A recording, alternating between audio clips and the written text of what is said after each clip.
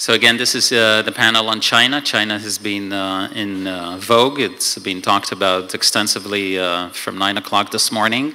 And I have the privilege to host a great group of people, distinguished guests. I'll start with, I'll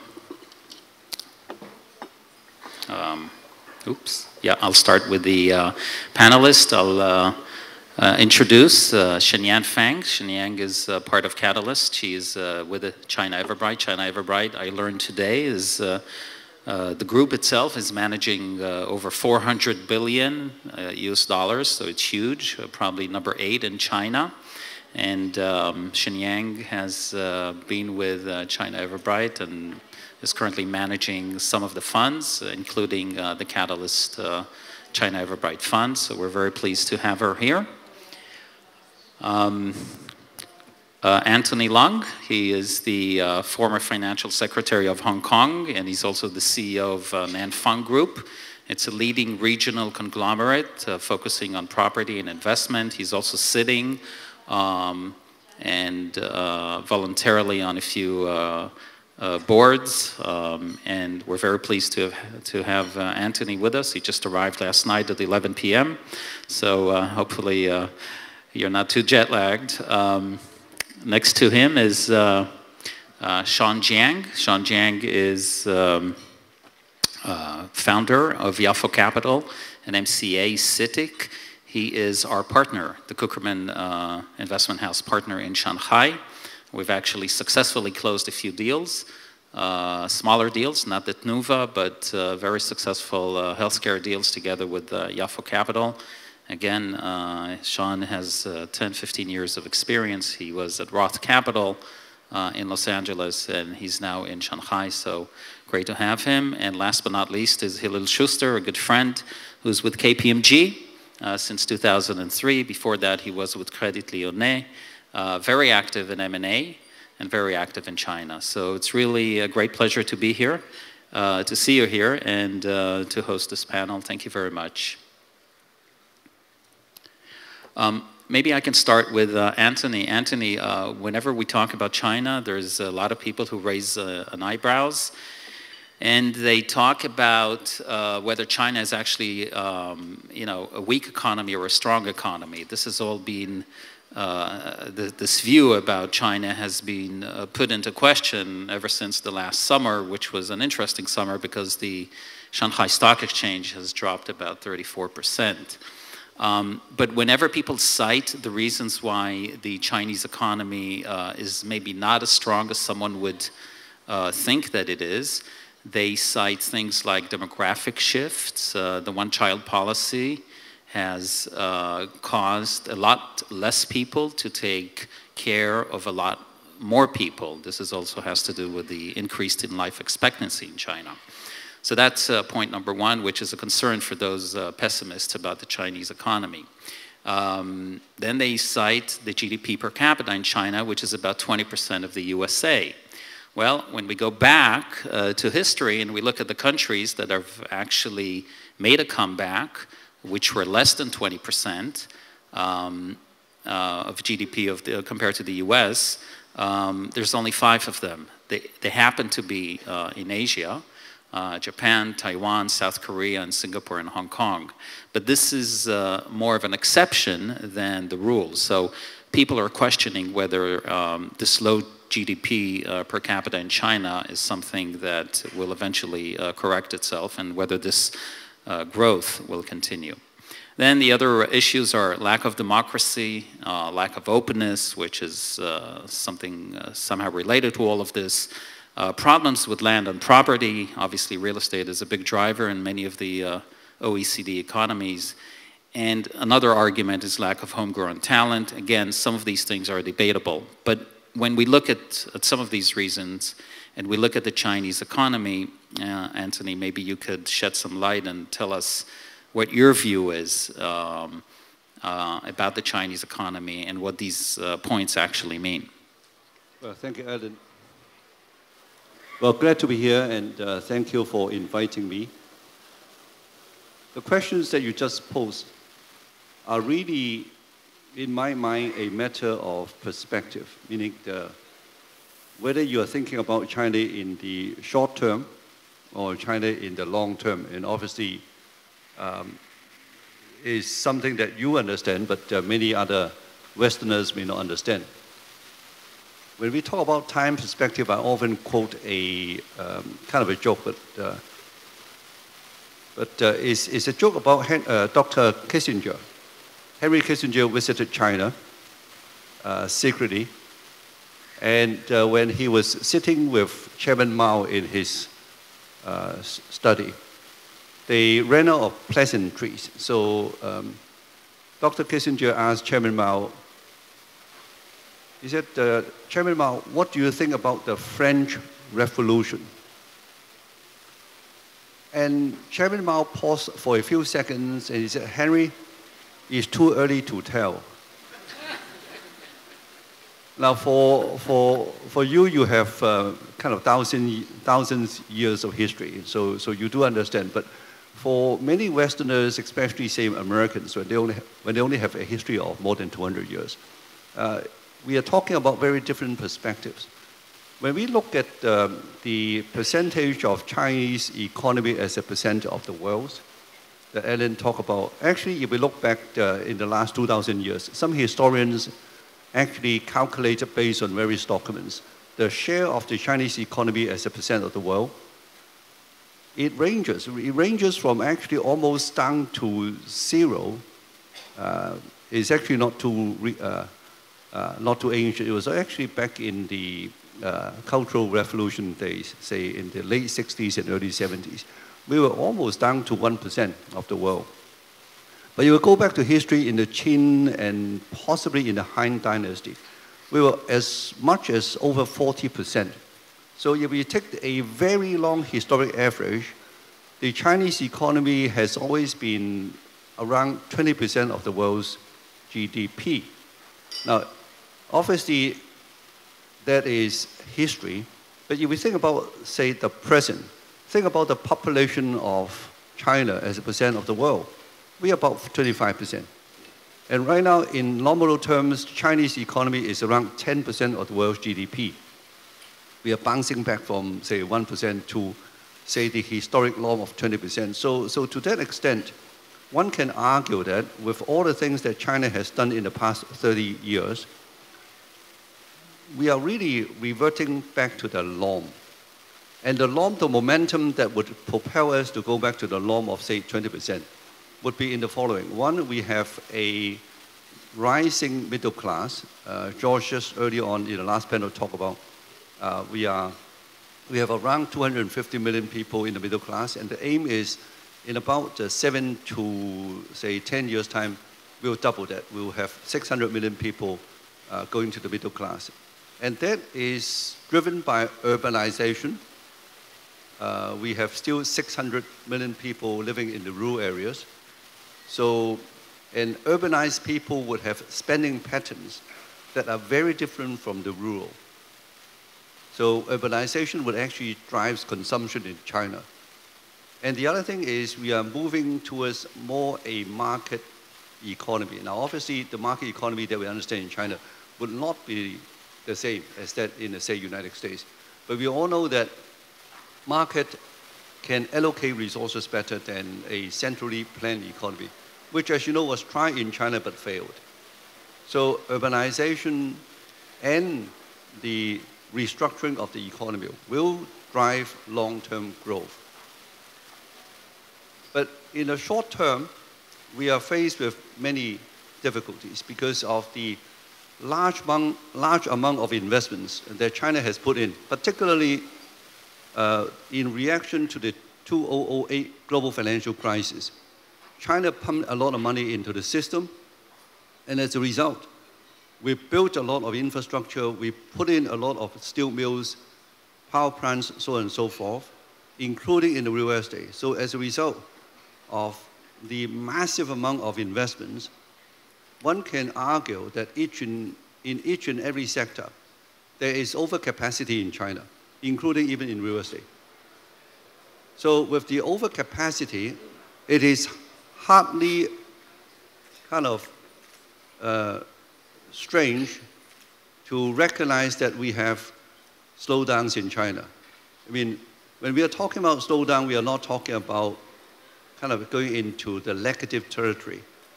China just in the last quarter reported a GDP growth of 6.9%, lower than the 7% that everybody was saying that, gee, that is a big deal. But 6.9% is nothing to be ashamed of.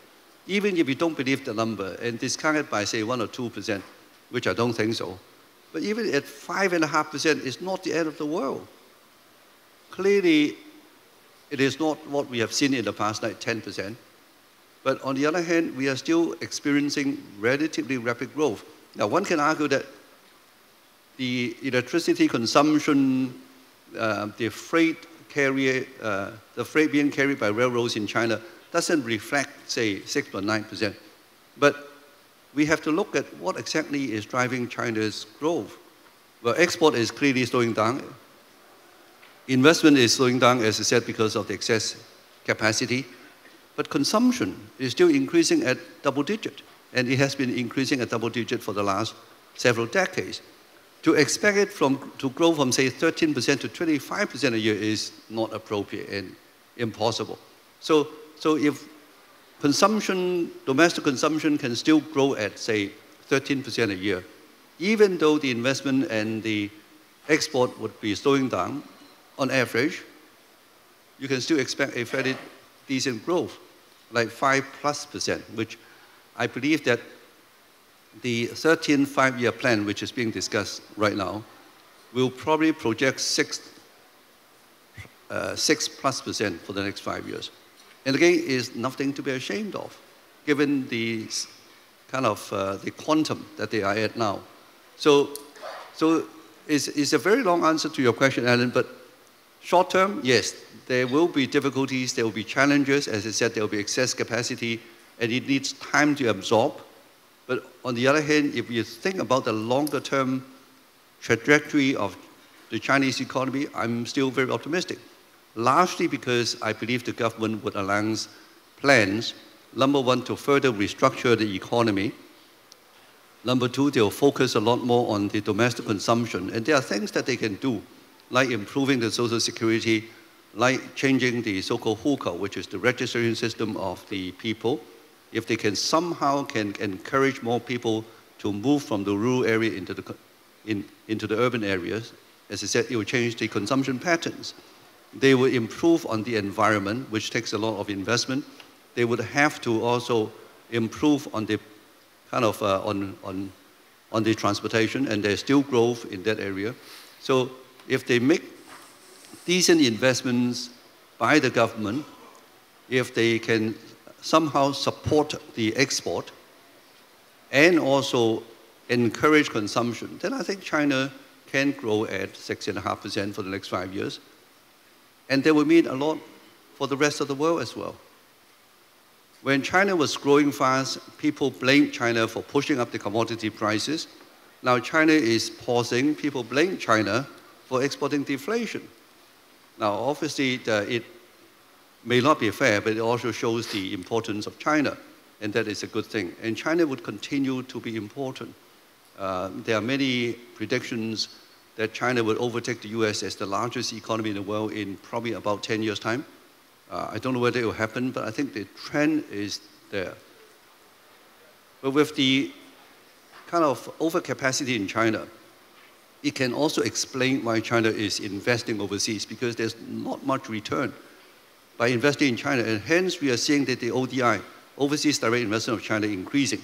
Last year, it almost catch up with the amount of FDI. And the amount of FDI, by the way, in China is actually the largest in the world. It's higher than the United States now. So the amount of ODI will continue to increase, and China will become a net exporter of capital. And one of the areas that they have to invest is in technology. And as George said, you have the technology, but one of the reasons why there weren't that many Israeli companies that kind of excel in the so-called $1 billion board is because you don't have the market. Your market is just about the same size as Hong Kong, 8 million people. Your people are brilliant, but on the other hand, it's all about quantum as well. 8 million is only 8 million, and China is 1.3 billion. And hence, Lanfeng, which is the group that that I'm CEO of, we are a property developer, but we have a few billion US dollars in investments. We invest in the fund because the investment thesis of the fund makes sense, is see how we can couple Israeli technology with the Chinese market, and together it will help the Chinese economy go global as well. So it's not just the Chinese market, but with the Chinese manufacturing capabilities, with the Chinese domestic market, coupled with Israeli technology, we can actually not just somehow benefit the Chinese economy, but also help the global economy as well. So this is the thesis that we are very hot of, and that's why we are investor, and that's why, in a way, I'm here. But sorry about a very long answer, but feel free to ask questions, but there are more experts on the panel than me, and I actually look forward to hearing their answers. Thank you. Thank you very much. What I've taken from what Anthony was saying is that, among other things, it's a matter of perspective, and growing at 5 or 6% is not the end of the world. And here is a slide that actually talks a little bit, Shenyang, maybe you can comment on the Chinese economy, which is the flip side of what we saw before. So 5% today represents more economic output than in 2007. Income per capita, yeah, it's around 20% of the USA, but then again, it depends how you look at it. You know, there's room for growth. Point number 3, by 2020, household incomes are going to be of $15,000 to $33,000, will encompass some 60% of the population. That's an amazing figure. And last but not least is the private sector, which has been the engine for the growth in China, creating some 250 million jobs since 1978. So these are very positive signs, and Shenyang, maybe you want to comment on, kind of take it from where Anthony left and talk again about the positives, if you feel that there's positives about the Chinese economy. Thank you for giving me the positive part. I agree, you know, most of what Anthony has talked about. I think, you know, it is important, a question of perspective and, yeah, and time scope. I also want to bring out another point, perhaps, that I felt it's also important to explain in the Chinese context. I think people have noticed the economic growth in the Chinese economy for the last 30 or even longer period, and people have marveled at what China was able to achieve at a very high GDP growth for a very extended period. But I think the current government, and perhaps, you know, even the previous government, have realized one important aspect, which is the long-term economic growth also has a cost, also has a price that we have to pay, okay? Which is exhibited in you know, some social and environmental areas. For example, you know, Dr. Lam talked about the pollution that we're seeing, you know, in the country. We're also, you know, seeing, you know, you know, Anthony alluded to the fact that there are a lot of migration workers, you know, because of the current hukou, or, you know, registration systems, they're not able to mingle, they're not able to settle into the cities very easily, and that is that is part of the force that fueled our economic growth in the past decades. But unfortunately, it has social aspects of the price that we're also bearing at the same time. So I think the government, you know, has realized that, you know, instead of pursuing a high-growing economy, you know, keeping it as 7%, 8%, perhaps there are different models of growth, and perhaps we also need to face the other issues in our economy, such as you know, low efficiency, low productivity, environmental, you know, issues, and not enough innovation, not enough technology content, not enough long-term, sustainability and creativity. And by adopting, systematic economic structural changes to bring more vitality, bring more sustainability, bring more innovation into our systems. And this way, perhaps, we can have a longer and better prosperity going into the next decades. So I think the current government, I think previous governments also have tried to, to bring new initiatives, to change the structure of the economy, to direct, the companies to adopt different business models and to support, to find, channels and ways to support our private sectors to be more competitive, but at the same time to also make sure our state-owned enterprises will also, will not, will also be, kind of a very strong force in the economy. It is also against this, kind of a broader backdrop.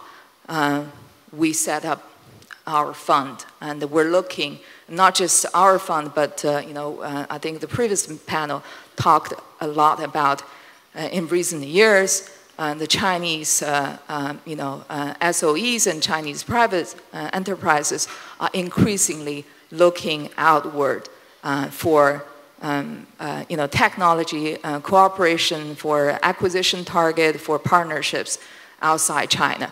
I think in the early 2000s, we've seen a lot of Chinese outbound investment in the areas of energy and resources. But increasingly, in recent years, we're seeing the shift of, acquisition of these investment going into technology, going into, innovative products. Because people realize that China is a big marketplace if we can combine, very good technology, and sometimes, we interact with a lot of the Chinese, corporates. They realize that a lot of times a partnership or investment or acquisition of, technology could save them a very long, product development time in the whole market and create a win-win situation for everyone. So what I'm, going back to, the kind of the growth of the Chinese economy, I think I want people to understand some of the slowing down is actually an intentional move, from the government side and also from, the corporate side as well. And in the context of, kind of a long-term, growth, like Anthony said, a lot of the initiative, a lot of the changes, sometimes it's difficult to say whether it is, what kind of long-term impact it is bringing. We talked about, very often people say, the Chinese economy is fueled by three kind of factors. One is export, the other is infrastructure, then we have the consumption. So for a long time, the Chinese government has been trying to promote domestic consumption. And this is changing for sure with the uprising of the, the new Chinese middle classes. At the same time, we talk about perhaps there is intentional, initiatives that are being taken to address the overcapacity in infrastructure sector. So that is gradually, slowing down. But with the, oncoming of urbanization, I think that will come back again. Okay, so as we build more infrastructures to link the rural areas to the city, to help them integrate in a, in a more meaningful, fashion, I think, infrastructure will come back as well. Export is an area that I think, from your slide, you also see has been supported by a lot of our private enterprises. And in recent years, unfortunately, the private sector has been suffering, okay? And the government is trying to see, you know, I think, you know, the private sector is facing many challenges in China, but it is also a very, how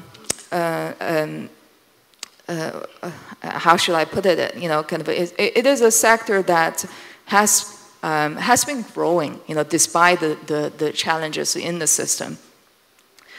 And the government is, I'm seeing, you know, the government is taking concrete steps to try to help, you know, the private sector to have better access to funding, to have better, you know, overall, you know, innovation environment, you know, to have policy environment that is more helpful to support, you know, smaller enterprises, even startups, to enter the business arena to compete with larger corporates. And this is, you know, I just came back from Beijing, and in the past couple of weeks, you know, there is this, you know, big kind of initiative from the top central government to try to, you know, to encourage smaller startups or even, you know, kind of individuals to be more innovative, to be more enterprising, to you know, to bring new elements into the economy. I think these are you know, signs and you know, kind of trends that will you know, we're very glad to see, and hopefully, you know, these new trends and new you know, development will bring kind of good fruits, good yields for us, you know, 5 years and 10 years down the stream. A lot of these changes, I think, you know, are intentionally adjustments taken by the government, taken by the corporates to embrace a new development model, new growth model. And the effect, the long-term effect, are yet, you know, to unfold. But fundamentally, I think China, you know, is trying to, you know, you know, to change the economic structure and to adopt a, you know, a newer and hopefully more sustainable business model. So I think that's also an important perspective, you know, to look at the recent changes happening in China, including, you know, the stock market, you know, kind of incident. I think that's also, you know, after what the stock market has been growing, you know, there is an initiative to bring more products, more innovation to the stock market compared to what, you know, China has achieved, you know, in the time frame of 30 years and 40 years of growing our stock market versus, you know, the other developed market. They had much longer, you know, hundreds of years perhaps to grow, you know, their capital markets. And, you know, it's bound to have hiccups, to have adjustments, but as long as the, you know, kind of the adjustments are meant for the longer growth, we, you know, we still remain positive in the overall system. Okay, great. Thank you very much. We spoke about the stock market, and our next slide is the stock market. Looks like this is a reverse Isaac Newton. Not everything that goes up must come down, but what goes down must come up. June through September, stock market is down 34%. Sean, Jiang, you've been following the markets for all this past summer. Again, 34% down. In October, 12% up. Reverse Isaac Newton. Very interesting phenomena. What can you tell us about Shanghai Stock Exchange and some of the multiples that are actually governing the valuations of companies? Because what we see is that whereas some of the companies in Israel or in the West are traded at the EBITDA multiples, we get the feeling sometimes that in China they're traded at revenue multiples. And this volatility in the summer may have been one of the results of this disparity between, I would say, stock exchanges in the West as opposed to China. So maybe you could say a few words about this, Sean. Sure. So I'm an investor. I opened my stock account in Shanghai back to 2002. That's when I graduated. But I never trade a stock because, my education, my background was in finance, and I believe in value investing, but I can never find a value, medium range, where is a fair company price in Shanghai or Shenzhen Stock Exchange. Maybe let me give a little example. We have been involved in a deal for a Chinese public company. They are very traditional manufacturing business. They are making about 5% net margin, but their stock price are trading at 50 times PE. So I don't know where this company is evaluated. Where is fair price? So that's the common dilemma even for professional or institutional investors had to make. So I want to make 2 points. I think there are 2 major differences between Chinese stock market and the Western stock market. I think number 1 is the composition of investor. In China, there are about 60%, over 60% of the investors are retail individuals who doesn't have a clue of what PE means. So but this ratio is coming down over time, over the last decades. But I still remember a few months ago when I was running in the morning in the park, I hear several senior people, they were playing Tai Chi in the park. Well, at the same time, they're talking about stocks. They say, oh, I bought this stock.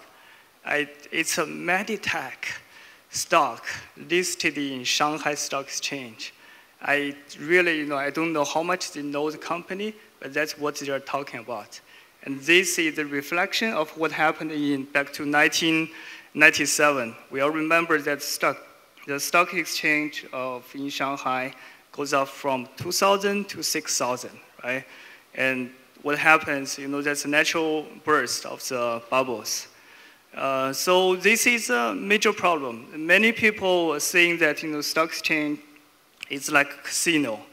I wouldn't say no, but it's improving. And secondly, there's another major change is the government role in stock market and of course in the overall economy. I think Anthony and Shenyang made a very great point regarding the government's role in economy. I think China's current slowdown, in certain sense, is a result of the past decades' economic development. If we look at China's number, about 40% come from investment historically, and 40% come from consumption. Another 20% from import and export. So, and I still remember when I worked for Wall Street, and at that time we were looking, every time we look at fixed asset investment, that's used to be a major indicator of China's healthiness of economy. And every time if we see any growth, nominal growth, less than 30%, we are concerned. 30% year-over-year growth, we are concerned. So that's, if we look at the past 10 years, that's really what's driving China's economy. Consumption cannot grow, there's no miracle can happen in one overnight. But the investment, massive investment in high-speed rail, in airports, in roads, all those, massive investments, there's a cost behind it. I think the major risk, I remember 10 years ago, when the Western institutional investor asked me, what do you think is a major risk for China? I would say corruption. That's my only answer to the, to the investors. And it's good to see the current government is, fighting very hard on this side. And but now, if you're asking me, what are the challenges, for China going forward, I would say that, first is, after the structural change, when the investment on the infrastructure slows down, what are the new engines for the economy? I think we have very smart government who has, stated that innovation at the center of, the government's role. So I think over time, China is going to have more advanced technology that have more output to the economy. But Rome is not built in one day. But I believe one day China will be there. And second challenge I see related to the stock market and also China's economy is the banking system. I mean, we, especially shadow banking, and most of the banks, major banks in China, state-owned, and they serve the main purpose of those banks are serving, state-owned companies. We see the figure that private sector compose over 60% of the economy output, but it's very hard for them to get financing from the banks. And as Anthony is focused on property development, and you may know that maybe 5 years ago, most of the developers in China, they're borrowing at a cost interest rate of 25% as a borrowing cost. I mean, so that's not sustainable. So still, I think innovation of the restructuring of the banking system, that's another challenge that's, is going to happen. So as Mr. Benny said, Israeli government is trying to get out of the way of business. I think that's a problem for China as well. The government involvement in the economy is too big. Another challenge is healthcare system. For people to invest, they have to get rid of their fears. We will getting old one day. Right? So we have to save money because China doesn't have very good social welfare system. And so we have to save money for healthcare and those future spendings. Can I make a comment on the stock market point? Sure. Just for everyone here to understand a little bit about the confusion that you're hearing about with respect to the Chinese market. Just a word or two on the recent stock market. You may know that the entire Greek GDP is worth about $240 billion. The loss on the stock market in China over the summer was $3.2 trillion. Okay, so you wonder, well, why hasn't that caused an unbelievable ripple effect to all of our economies in the West? And the reason is that actually the exposure of the West to the Chinese stock market is very small. It's only about 1.5% foreign money in the stock market. So if you combine what Sean is talking about, where a tremendous amount of the stock market in Shanghai is basically retail.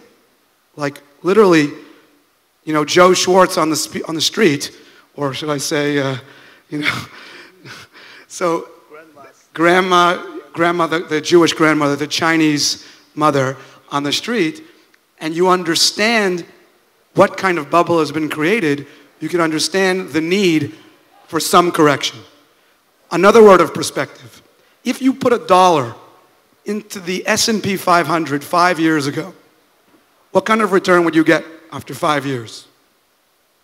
75% return, which means you get 175%, $1.75. 5 years ago, if you put $1 into the Shanghai stock market, you would get 15% return. It's a very confusing picture. This is after the fall. So the picture in Chinese, I think if I were to summarize some of the things that have been said here, is certainly the macro numbers are unstoppable. It's a Titanic. But after a couple of years of some very serious growth, outsized to the basic growth of the population, there is some time now in which there's some digestion going on. I'd like to move to... Thank you very much, Hillel. Sorry, Anthony. Sorry, I mean, I think what Hillel said was entirely correct. It's almost all domestic money.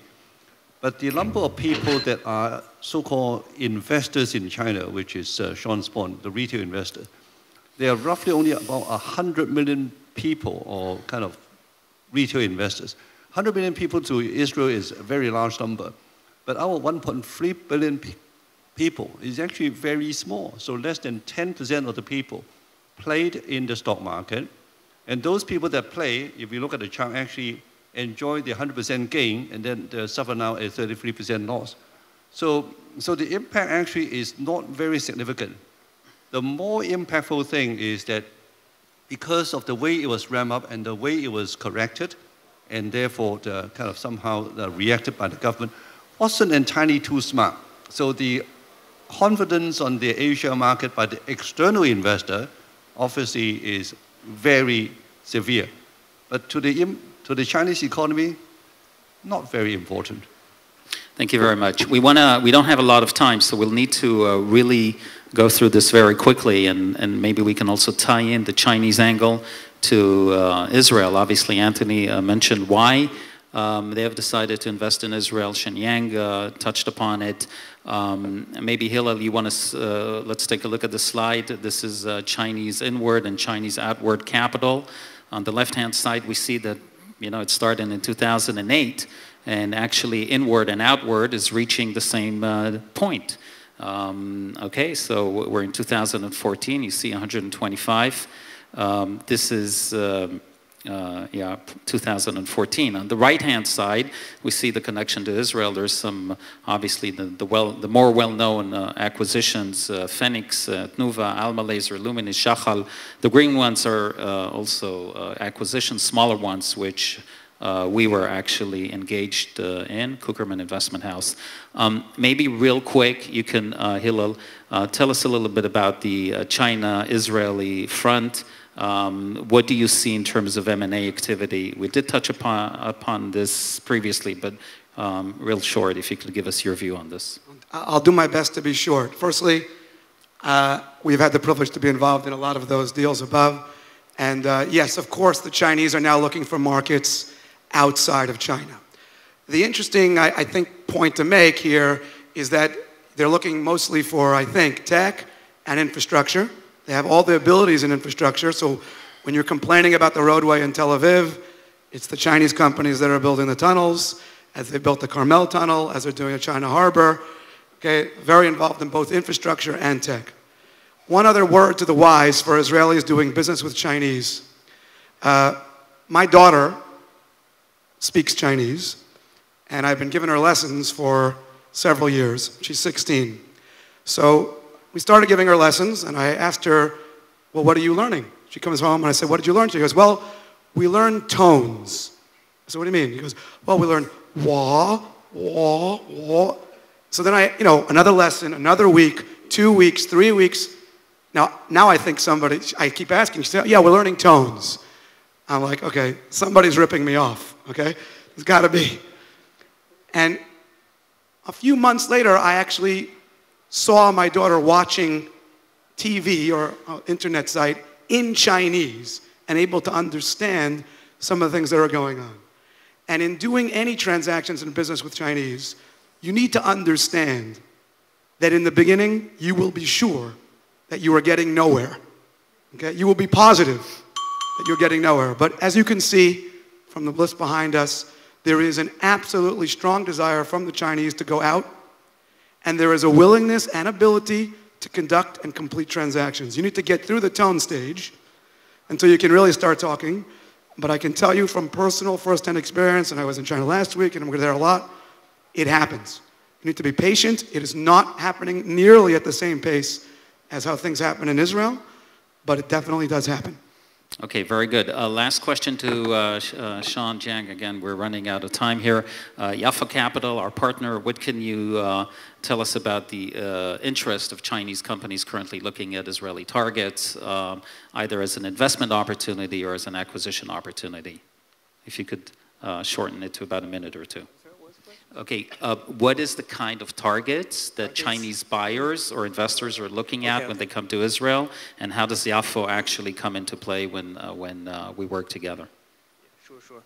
I think overall, Chinese investors, there are two kinds of investors. One is financial investor, which are mainly PE and VC funds, which are more sophisticated in selecting the right acquisition or investment targets. And another one is another major player are public listed companies. I think their overall, their target, I mean, we have tried different kind of deals together with Kuckerman. We brought both in the early stage and mid stage and then late stage deals to China. I think overall, we feel that the appetite for global technology currently is more mature technology. It doesn't need to have a big sales number, but the technology needs to be proved in certain markets. That's what China prefers most. And that's mainly for VC investments. And for acquisition, I think major player in this field are public companies. They are looking at arbitrage between overseas valuation and also domestic stock market. I mean, the overall stock market are trading at 30 times PE or 25 to 30, but they are looking for targets that they can acquire at maybe 15 times, which brings them arbitrage profits immediately. So we look forward to working more closely with Kuckerman to to help China. I think technology in Israel is very important to China. So right, and this all ties in very nicely together. You used the word arbitrage, which is kind of an extreme word, but again, it ties into what we said about the Shanghai Stock Exchange. The fact that Israel, what Dr. Lam was saying previously, that Israel and China can really work together in terms of targets, in terms of the technology. We have learned over the last 12 months, ever since I've been in China, I live there now. Together with my family, we have learned that Chinese taste for Israeli technology companies is just growing all the time. On the one hand, on the other hand, they're also becoming, as we say in German or in Yiddish, maybe Feinschmeckers. In other words, they become a little bit more, they like to scrutinize the companies a little bit more in terms of the size of the deal, in terms of the fact that they want positive EBITDA. And at the end of the day, it's very much about synergy. Unfortunately, our time is up. I had a few more slides, but I really want to thank everyone here, Anthony and Shenyang and Sean and Hillel for coming and talking about the Chinese panel.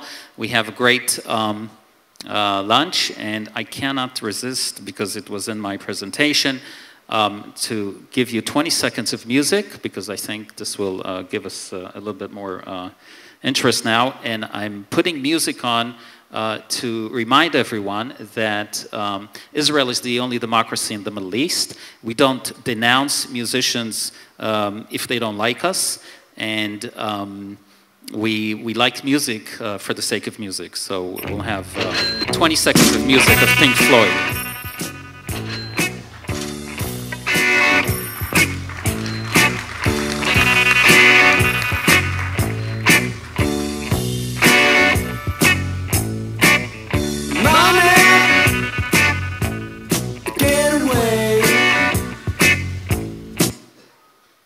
Thank you very much, everyone. You're all welcome for lunch.